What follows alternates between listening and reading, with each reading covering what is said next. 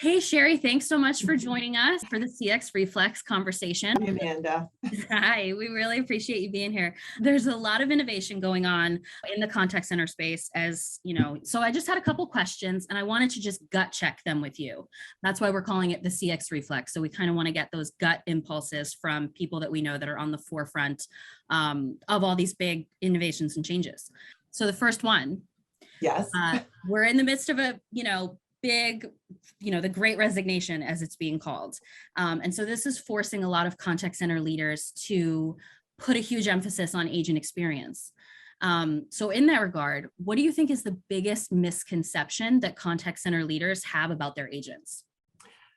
Many companies think of agents as interchangeable. We need a body. And especially with the great resignation, people leaving. So some of them are leaving right through training, that they just need to get somebody in there. They need a warm body in a seat, which is a big mistake because it might not be the right person that they're getting.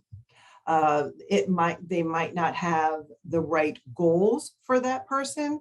There's no pathing for those agents. So I think what companies need to start to do, and we're seeing this over and over and over, when the audience that comes into our webinars are chatting throughout the webinar, is that they're finding what do the agents want? Are they more comfortable if they're on the phone? Are they more comfortable with chat? Is there a path for them? Are they being listened to? Is it able for them to kind of have that flex schedule? So I think the companies need to start to listen and work with the agents more than maybe in the past. When I first started many, many years ago, it was just get somebody on the phone, give them the script, they're good. It's a very different world that we have now. Right. So, so in a word, listen, get their feedback in the same way that you get your customers' feedback and you have your customer satisfaction scores. It's also important to consider and measure your agent satisfaction as well.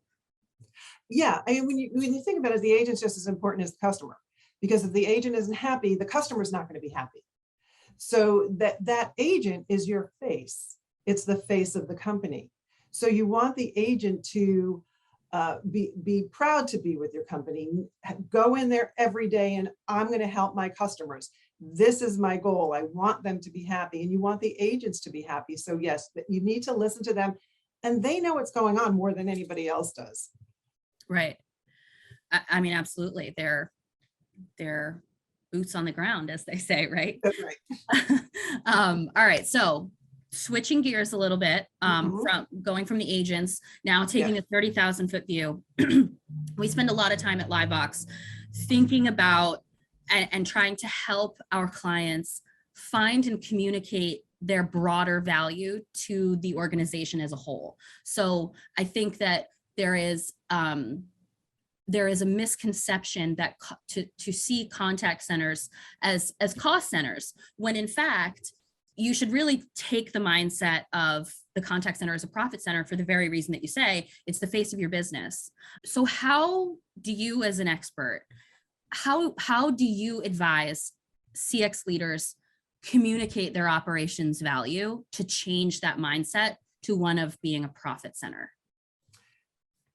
It's important for the upper management to understand exactly what is happening in the contact center. And you'd be surprised, but many times if there's senior VPs, CEOs, CIOs, they never call into a contact center. They never go onto the site and see what it's like to do self-serve. They never see the frustrations that the customers have.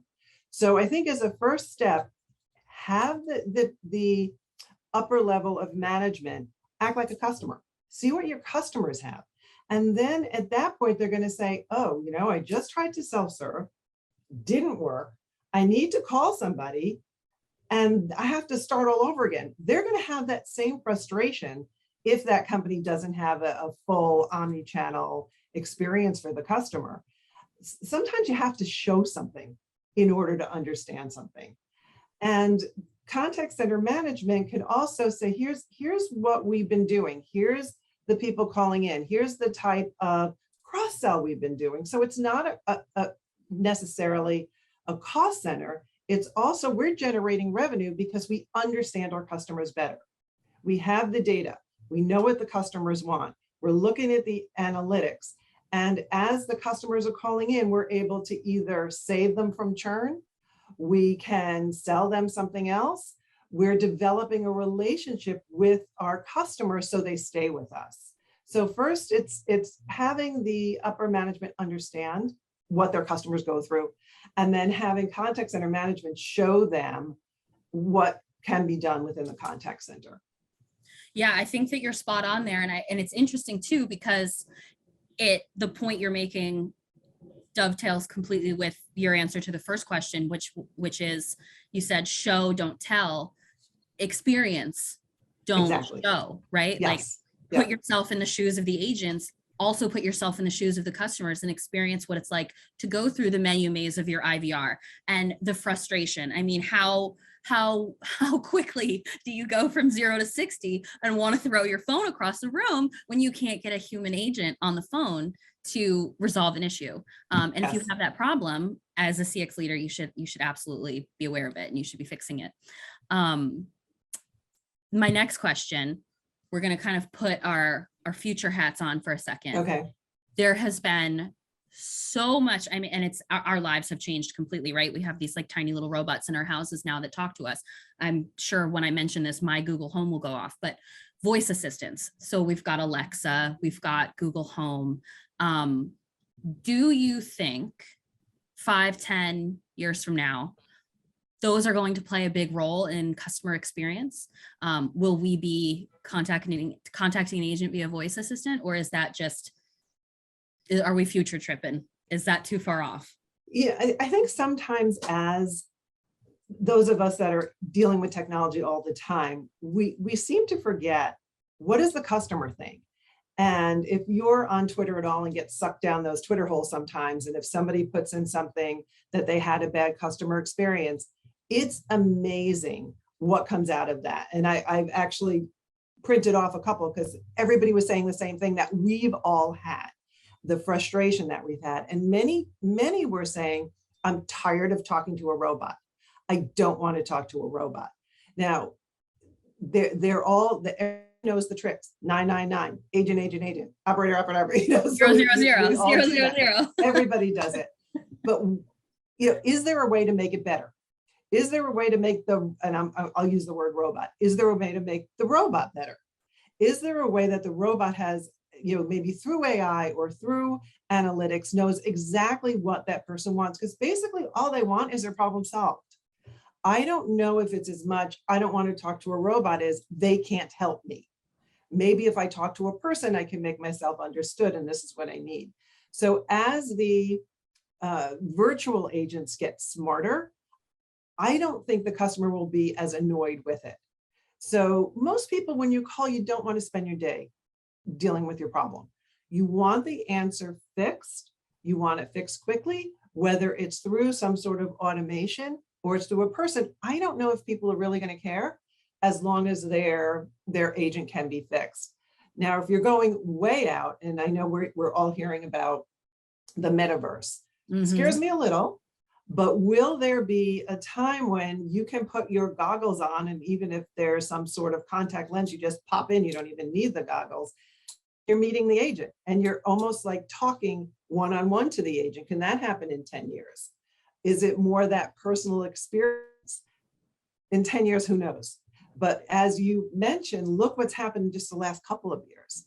So it's not out of the realm of possibility, especially as consumers that are now 15, 16, 17 become in their 30s are so used to dealing with technology, to put on those goggles or to pop in those contacts that they can meet somebody in some sort of metaverse is going to be very natural to them. Yeah, that's a good point. And I think that, there has been a very consumer driven push for omnichannel over the last 15 years, right? I think that, my generation, millennials and younger, we loathe the phone. We're loath to get on the phone and actually talk to somebody. We'd rather self-serve. We'd rather go to the website, we're very self-sufficient in that regard. So you're right. I mean, the youngest of the Gen Zs are they're digital natives. They're immersed in it. They've, they're iPad kids. They get it. So yeah, I think it's kind of anyone's guess. I just always like to ask that question because it's always on everybody's mind. So in keeping with that, social media, you talked about Twitter. Is it a must-have for customer experience? I think it's a must-have. Whether, and it depends. If you're talking about a business to consumer, yes, it's a must-have. Even if you're just capturing information, it's a real good way to say, what do people think about me? Because the minute somebody is not happy, they're out on social media. And unfortunately, many companies have also trained us, if I can't get what I want through the phone or through email or through chat, I'm just going to complain the heck out of them and social media, and then they respond. So it's unfortunate that sometimes you have to get to that point where you're complaining about social media, but that's also giving companies a very good idea of where are my other channels falling apart that they feel like they have to do this. So it's giving you a good idea of what your customers want, how they're talking to each other. It's good for branding. Right. Do you want to get messages out there? Do you want to, is there something you want to tell the world about, your customers about? You can use social media for that. Any kind of content that you want to put out. You can be blogging and then take a piece of your blog and tweet about it, or go onto Instagram if you have some sort of consumer product you want to show. So I think for the consumer product, yes, you're going to need to be on social media because, again, the millennials and most people are now, that's what they do.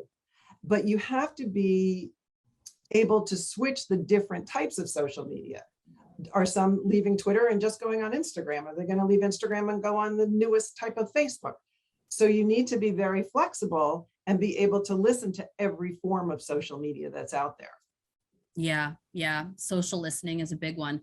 And I see a lot of brands now, consumer brands, but I see banks really adopting this kind of marketing strategy as well. Lots of financial services companies, especially the, kind of young, hip upstarts of the world that want to tap into those younger demographics, moving to things like TikTok, which has, last year in 2021, higher traffic than Google. Yeah. So you're right to your point about it being a great kind of brand awareness strategy. Social media it's a great social listening tool. It's kind of I think a good way to buttress your CSAT scores, right? And kind of measure the social impact there. So yeah. As far as a personal journey, everybody wants a personal journey.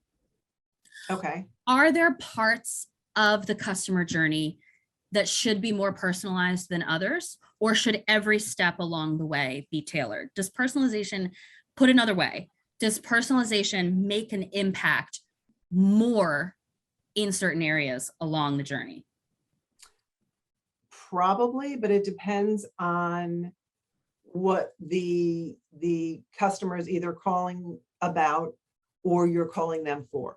So for some things, if I want to return something that I've purchased online, I don't really care about, as long as I get my basic information, they can do it quickly. I don't need more personalization than that.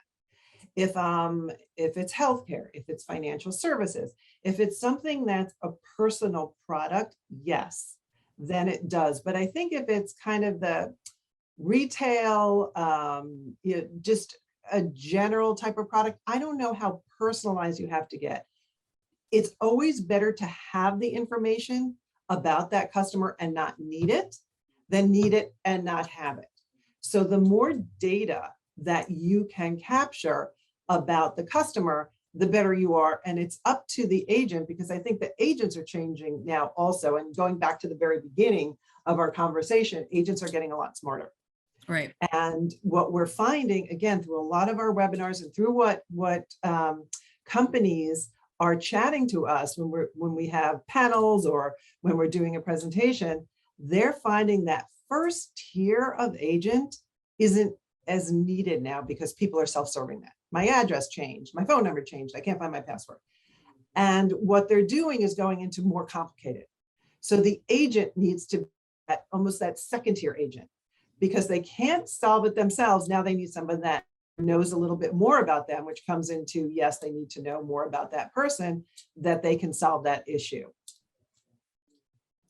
Right. And that's where the AI comes in too, right? Because if you're moving, and the training too, to going back to that first question, I mean, if the customer is getting more sophisticated, then the agent's sophistication level needs to match, because it stands to reason that if that low hanging fruit issue is being addressed in that top tier by AI and through self-service, then the issues that are coming through to the tier 2 and the tier 3 agents are going to be much more complicated. Right. So, right.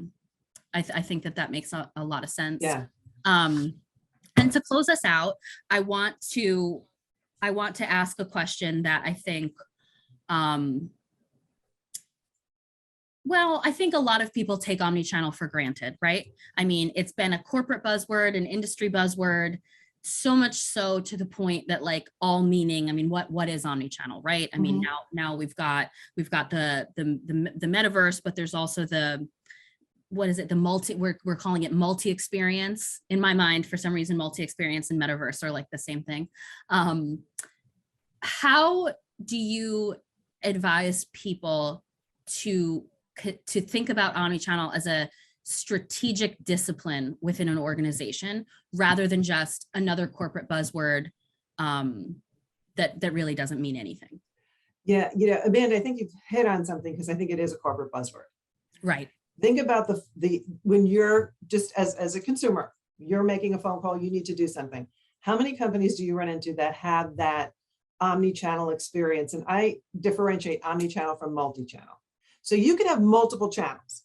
As a company, you can have chat, and you can have self-service, and you can have something on the web, and you can tweet something, and you can text something, and have a phone option, but none of them are tied together. That's more on the multi-channel side. Right. But I can't tell you the amount of times, and I am your very typical consumer. If I start something, and maybe because I know better, but if I start something on the web, I expect if I have to call them, they're going to know who I am. It hardly ever happens. So we talk about it a lot. We've been talking about it for years, but there's very few companies that actually do that. And as I'm going through Twitter and I'm looking at different things that people are complaining about, because I follow on a customer service track, they always complain, I hate having to start someplace and then I have to start all over. So it's throughout every industry. It's very rare that a company has that true omni-channel experience where they start out on one track, one channel, and then the agent, if they have to call, knows exactly who they are. It rarely happens. It's hard to do. I know there's tools and technologies that make it easier, but companies really need to step up to that, because that's the thing that aggravates customers most. Right. You're talking about customer effort, which I think another thing that people love to talk about and say as almost as a metric, customer delight. We delight our customers. We know that we're meeting their needs. Well, their needs vary. And the amount of difficulty that they have to encounter repeating themselves, starting the process from scratch over and over and over again to do the smallest thing, that customer effort score is off the charts. Right. And that's telling you so much more about how well you're doing and how you actually are delighting customers than just sitting here and saying, well, our goal is to delight customers. Your goal should be to reduce customer effort, and then you arrive at the delight. Yeah, it's you don't have to delight me as long as you can make it easy for me. Right. Absolutely. So Sheri, this has been great, and I have so enjoyed the insight that you've shared. Where can we find you next? I think that you're going to be at a conference, I hear. Well, so we have the website, which we actually started in 1995. And it was, yeah. So it's CRMX. It's just the letter X change. And we're constantly running free webinars, and we have white papers, case studies, we do interviews, we do all sorts of things. Actually, usually I do what you do. So it was great to be on the other side of that. So we do a lot of those type of things. We run virtual conferences. We have one in June on coaching and training. Again, everything that for anybody that wants to come in and learn, there's no cost. So everybody is invited to do that. We have a virtual conference in November on workforce analytics, quality. So again, it's very targeted to that operation, and everybody's invited to anything we do throughout the year. Yeah, that sounds awesome. I'll have to check that out. And I think our audience will definitely be super interested, and it's free. Who doesn't? Well, I've seen a lot of people from your company come into some of our things. So yeah. That's great. That's great. So I want to leave you with the last word. So parting gift, 2022, biggest trend, go. Biggest trend in 2022. I think the biggest trend that I've seen is companies are starting, again, going right back to your first question, to pay attention to their agents. Yeah. What can I do to make my agents happy? The trend is agent experience is just as important as customer experience.